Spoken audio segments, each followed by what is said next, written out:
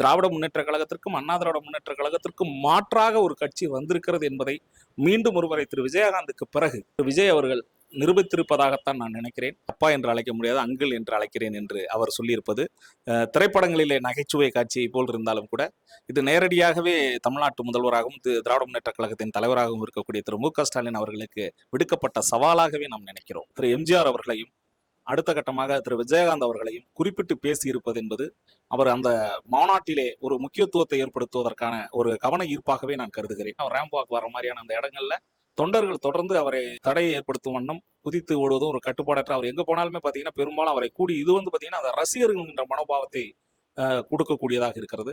இன்னும் தொண்டர்களாக அவர் முதிர்ச்சி அடையவில்லை என்பதைத்தான் காட்டுகிறது. தமிழக வெற்றி கழகத்தினுடைய தலைவராக இருக்கக்கூடிய திரு விஜய் அவர்களுடைய அந்த பேச்சு எந்த வகையிலும் முன்பு இருந்ததை போல பார்த்து படிக்காமலேயோ அல்லது துண்டு சீட்டுகளை வைத்துக் கொண்டு படிக்காமலேயோ நேரடியாகவே அவர் பேசியிருக்கிறது. அவர் அரசியலுடைய அடுத்த கட்டத்தை நோக்கி நகர்கிறார் என்பதை காட்டியிருக்கிறது.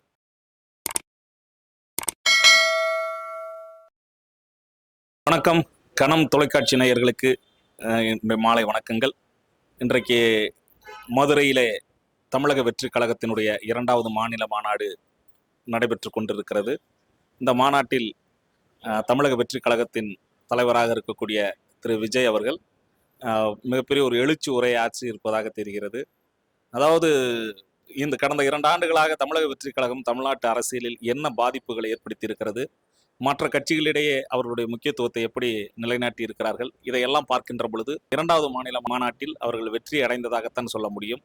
என்ன காரணம் என்றால் பல்வேறு பிரச்சனைகளின் அடிப்படையிலே நாமும் கூட சில நேரங்களில் அதை விமர்சித்திருந்தாலும் கட்டமைப்பு ரீதியாக அந்த மாநாடு குறிப்பாக தமிழக வெற்றி கழகத்தினுடைய தொண்டர்களை கூட்டியிருப்பதாகட்டும், அடுத்த கட்டமாக தமிழக வெற்றி கழகத்தினுடைய தலைவராக இருக்கக்கூடிய திரு விஜய் அவர்களுடைய அந்த பேச்சு எந்த வகையிலும் முன்பு இருந்ததை போல பார்த்து படிக்காமலேயோ அல்லது துண்டு சீட்டுகளை வைத்து கொண்டு படிக்காமலேயோ நேரடியாகவே அவர் பேசியிருக்கிறது. அவர் அரசியலுடைய அடுத்த கட்டத்தை நோக்கி நகர்கிறார் என்பதை காட்டியிருக்கிறது.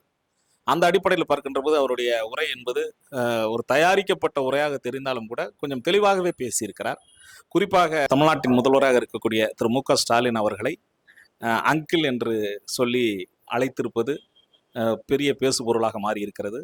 மற்றவர்களாமல் அவரை அரசியல் ரீதியாக அப்பா என்று அவரை அழைக்க சொல்லி அவர் கேட்டதனால் உங்களை அப்பா என்று அழைக்க முடியாது, அங்கிள் என்று அழைக்கிறேன் என்று அவர் சொல்லியிருப்பது திரைப்படங்களிலே நகைச்சுவை காட்சியை போல் இருந்தாலும் கூட இது நேரடியாகவே தமிழ்நாட்டு முதல்வராகவும் திராவிட முன்னேற்ற கழகத்தின் தலைவராகவும் இருக்கக்கூடிய திரு மு க ஸ்டாலின் அவர்களுக்கு விடுக்கப்பட்ட சவாலாகவே நாம் நினைக்கிறோம். அது மட்டுமின்றி தொடர்ச்சியாக அவருடைய அரசியல் அந்த பார்வையை இப்போ 2 ஆண்டுகளில் அவருடைய முழுமையாக ஒரு அடுத்த கட்டத்திற்கு முன்னேறி இருக்கிறார் என்பதை காட்டுகிறது.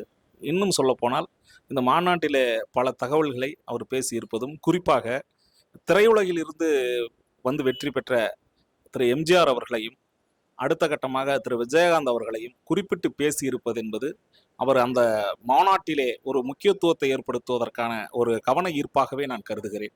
அது மட்டுமல்ல, திரு விஜயகாந்த் அவர்களை என்னுடைய அண்ணன் என்று அவர் குறிப்பிட்டிருப்பது அந்த இடத்திலே மதுரை அவர் சொந்த ஊர் என்பதால், விஜயகாந்த் அவர்களுக்கு சொந்த ஊர் என்பதால் இயல்பாகவே அங்கே ஒரு பெரிய ஒரு நேட்டிவிட்டி என்று சொல்லக்கூடிய அந்த மண்ணின் மீதான ஒரு பாசத்தை போல காட்டியிருக்கிறது. ஆனாலும் கூட விஜய் அவர்களுடைய இந்த 2ஆம் மாநில மாநாடு என்பது பல சர்ச்சைகளுக்கும் பதிலளிக்கக்கூடியதாகவும் இருக்கிறது. மாநாடை பொறுத்தவரை அவர்கள் ஏற்கனவே அந்த விருத்தாச்சலத்தில் நடைபெற்ற மாநாட்டை போலவே கூட்டம் கூடியிருக்கிறார்கள். இன்னும் சொல்ல போனால் ஒரு கட்டுப்பாடற்ற கூட்டமாகத்தான் தெரிகிறது.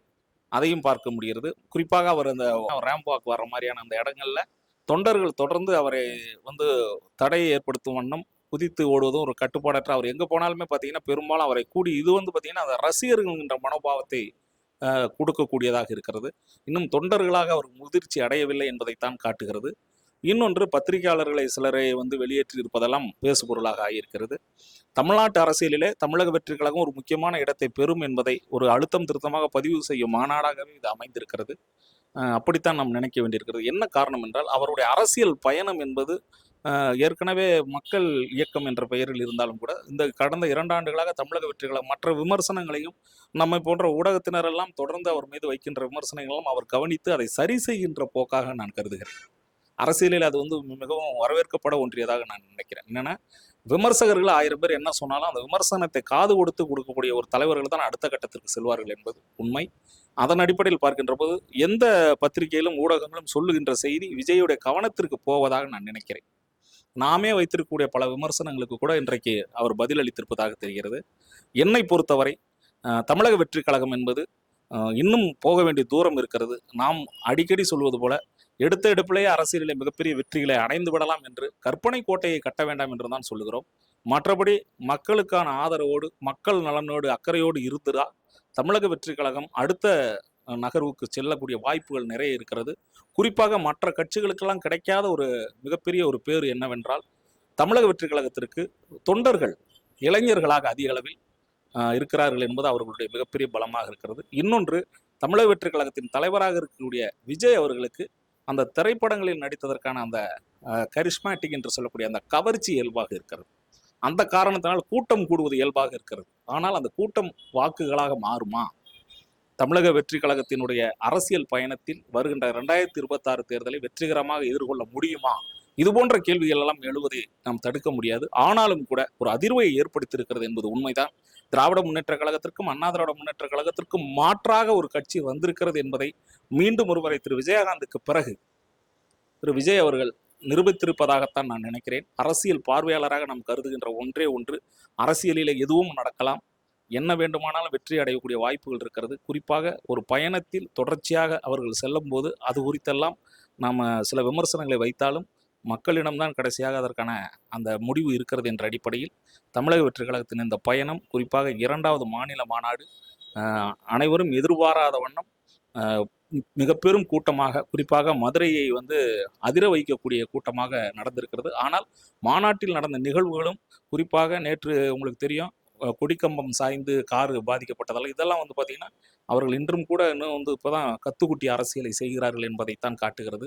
அந்த அடிப்படையில் பார்க்கும்போது இன்னும் தமிழக வெற்றி கழகம் அடைய வேண்டிய தூரம், செல்ல வேண்டிய தூரம், இன்னும் கவனிக்க வேண்டிய பயணம் நிறைய இருக்கிறது என்பதைத்தான் குறிப்பாக உணர்த்த நினைக்கிறோம்.